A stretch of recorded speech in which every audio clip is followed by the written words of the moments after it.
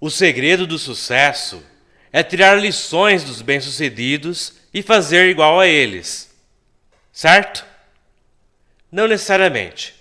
Vamos por partes.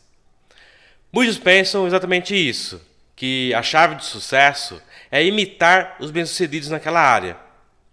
Acontece que para cada artista, para cada atleta famoso e assim por diante, existem inúmeros artistas e atletas que recebem, que são bem menos famosos, recebem bem menos. Existem muitos outros que não recebem nada, que tentaram e não conseguiram atuar naquela área. Assim, nós vemos muitos casos de sucesso, mas não vemos os inúmeros casos de malogro. Não existem reportagens na televisão, artigos de revistas e livros de outras fontes contando as histórias. Os livros, as fontes, os artigos contam as histórias apenas dos bem-sucedidos. Então você vê a reportagem contando como que começou a história da artista, da atriz fulana de tal, ou da cantora fulana, ou do jogador de futebol cicrano. Mostra como que foi o começo, lá na pobreza, naquele lugar, tal, ou como que começou a história. Só que o que essas reportagens não contam é que naquele mesmo dia em que essa atriz foi selecionada para fazer o primeiro papel, tinha 10, 20 moças idênticas, pareciam clones, irmãs gêmeas dela, e por motivos às vezes fúteis, ela foi selecionada e não outra, eram praticamente iguais, não só na sua aparência, mas também na sua atuação. Também muitos jovens tinham habilidades semelhantes a daquele jogador de futebol, mas ele por algum motivo foi escolhido e outros não. Às vezes foi por sorte, às vezes por causa de um detalhe a mais ou a menos, e assim por diante. Ah, mas é porque eles não agiram tão bem, não agiram igual. Olha, muitas vezes esses exemplos negativos agiram igual aos exemplos positivos. Tiveram a mesma atitude, tiveram o mesmo conhecimento, a mesma habilidade, mas por causa de detalhes fortuitos não conseguiram ser bem-sucedidos como eles. Até porque não dá para todo mundo ser super bem-sucedido nessas áreas. Se existia só um papel para aquele filme, para aquele seriado, para fazer aquele personagem, não tinha como aquelas 20 moças serem selecionadas para aquele papel. Tem que ser uma só.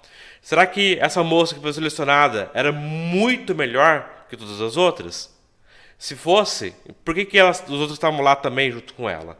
Então, essas histórias não são contadas. E o mesmo acontece com pessoas que buscam promoções para se tornarem chefes, gerentes, diretores na própria empresa que trabalham, ou que saem do seu emprego para abrir seu próprio negócio. Muitas vezes se ouve as histórias, os relatos, as reportagens, a matéria no artigo, na revista.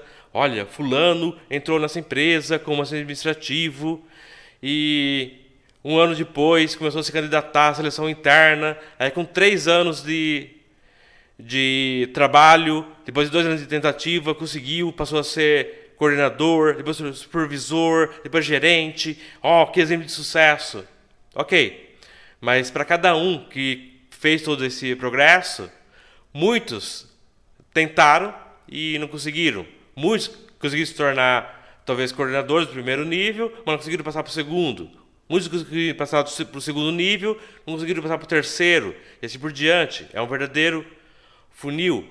Será que todas as pessoas, outra pessoa que entrou junto com ele, que está há 9 anos no mesmo emprego, tentando esse processo seletivo e não conseguiu, e ainda é, entre aspas, apenas assistente administrativo? Será que todas as pessoas nessa situação não tiveram pensamento positivo, não tiveram atitude, iniciativa, e assim por diante? É claro que tiveram, tanto é que participaram. São pessoas dedicadas. Se não fossem, não estariam no emprego até agora. Mas ela, por vários motivos, não conseguiram. Às vezes por causa de uma diferença ínfima, um consegue e outro não. Conforme eu disse, é um funil que vai se tornando cada vez mais estreito e cada vez menos pessoas vão conseguindo passar para o próximo nível.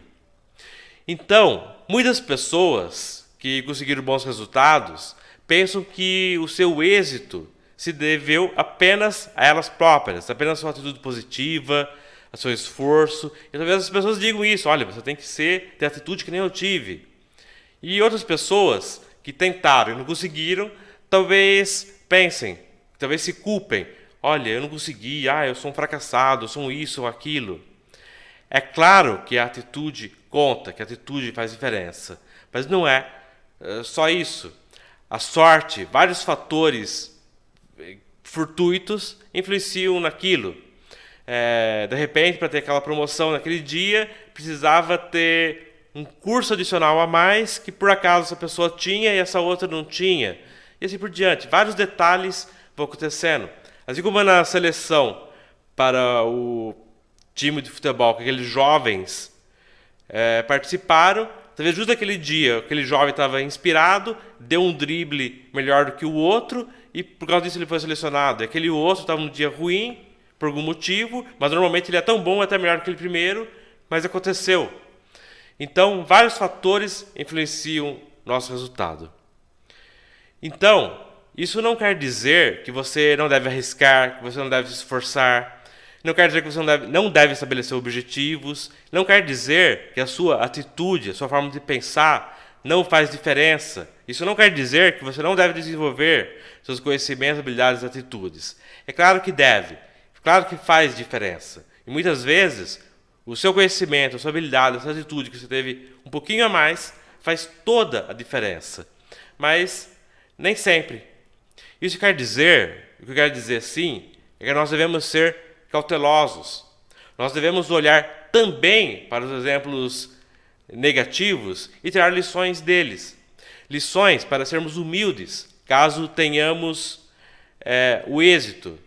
E também lições para, se porventura o resultado negativo foi por uma falha nossa, corrigir essa falha. Ou até tirar lições para corrigir essa falha antes do evento que vai ser seletivo. Mas também tirar lições no sentido que os nossos resultados não dependem apenas dos nossos esforços. Dependem também, um dos fatores muito importante, mas não basta isso.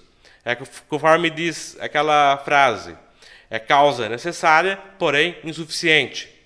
Você não faz bolo de chocolate sem chocolate, mas você também não faz o bolo de chocolate só com chocolate.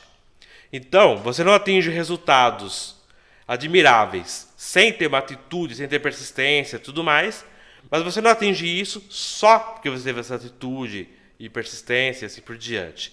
Então é necessário ter uma visão equilibrada sobre nós mesmos e nossa situação. Não ser super confiante, atribuir tudo à nossa própria capacidade, nem achar que não tem importância nenhuma a nossa capacidade, que tudo depende da sorte, que também não é verdade.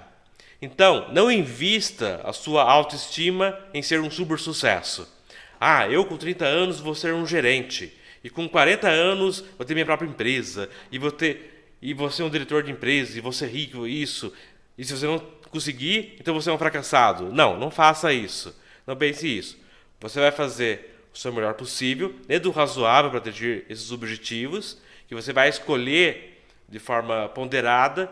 Você não precisa atingir o posto máximo, ser o melhor do mundo para ser bem-sucedido. Muito pelo contrário.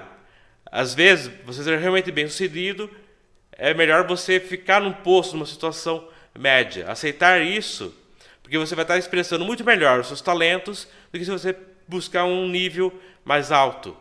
Por exemplo, ser gerente, ser de engenheiros, de uma equipe de engenheiro, é muito diferente de ser um engenheiro. Então, o melhor engenheiro não necessariamente vai ser um bom chefe de engenheiros. E não necessariamente ele vai estar satisfeito. Mas se você é um engenheiro, você está contente, você vai deixar de ser engenheiro para virar um gerente só para dizer que você teve sucesso? Aliás, isso se chama princípio de Peter. Eu prefiro chamar de síndrome de Peter. Essa ânsia de estar sempre crescendo até a pessoa atingir algo que não é compatível com ela e que ela não pode sair daquilo e também não pode prosseguir. Tem que ficar estagnada em algo que ela não gosta porque disseram que ela tem que fazer aquilo para ser sucesso. E outra lição importante tome cuidado especial com as profissões glamourosas. As profissões como artista, atleta e assim por diante, que são muito em evidência, Algumas pessoas que conseguem uma proeminência maior, elas têm altíssima renda e assim por diante, são famosos, são ricos, mas são poucos. Agora, uma profissão mais comum, por exemplo, um dentista. Raramente um dentista, por mais que ele seja mais bem-sucedido do que o outro, dificilmente um dentista vai ter uma renda 10 mil vezes, 100 mil vezes maior do que um outro mais comum. O que acontece com o jogador de futebol, com um artista e assim por diante. Então, se você é um jovem que se interessa por uma profissão glamourosa, então tome cuidado. Essas profissões são bem perigosas nesse sentido, porque pouquíssimos conseguem e muitos ficam frustrados por causa disso. É interessante que você busque expressar os seus talentos, as suas habilidades em algo que seja intermediário, em algo que seja mais comum.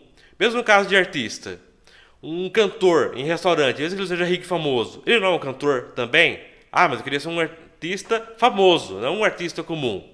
Então reveja bem os seus conceitos e suas expectativas, porque elas vão afetar muito como você se comporta e como você vai se sentir. Se você vai ter uma frustração muito grande ou se você vai ter uma realização na sua vida, independentemente do seu sucesso externo ser enorme ou ser algo mais comum.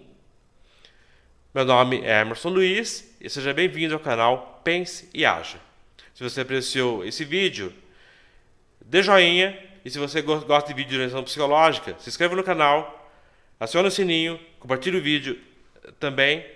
E considerando tudo isso que eu disse, lembre-se, pense e haja.